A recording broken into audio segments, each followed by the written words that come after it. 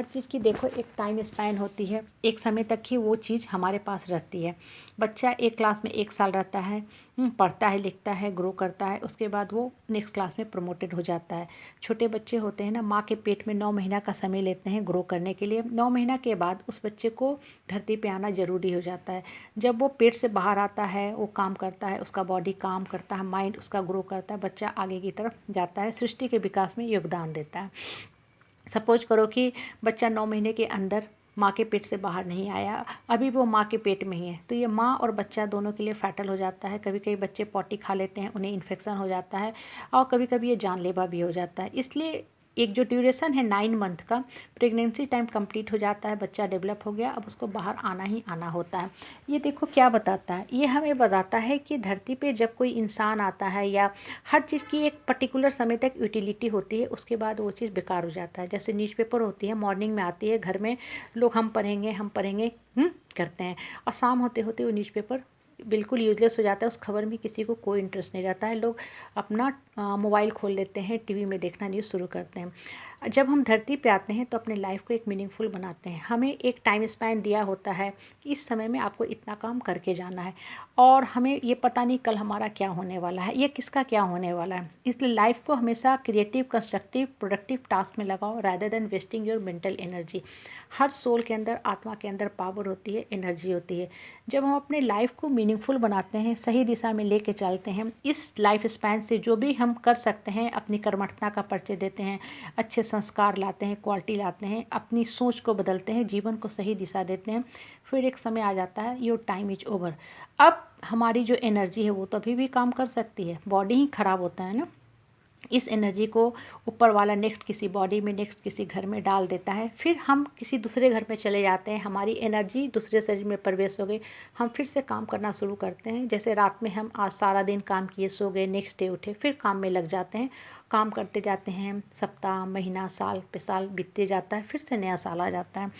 अब देखो ये हमें किस चीज़ की शिक्षा देता है, ये हमें बताता है कि जीवन में हमेशा हमें कर्म पथ पे बढ़ते जाना है।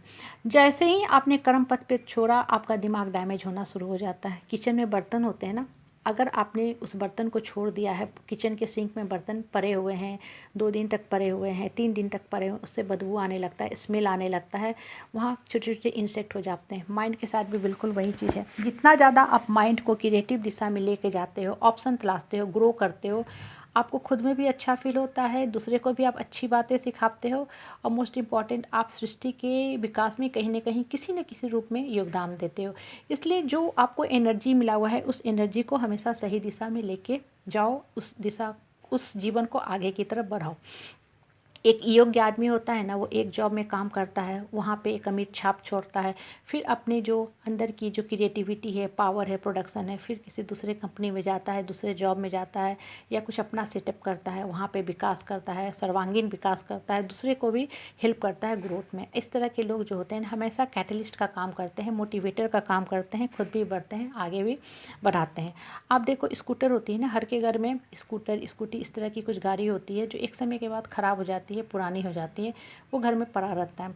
कबाड़ी वाला आता है, उसके इंजन को लेके जाता है, उससे क्या करता है, वो ठेला चलाता है जिस पे साग सब्जी, टिक्की, चाट, समोसा बेचता है। अभी भी वो सिर्फ स्कूटर की बॉडी ख़राब हुई थी, इंजन अभी भी काम कर रहा है।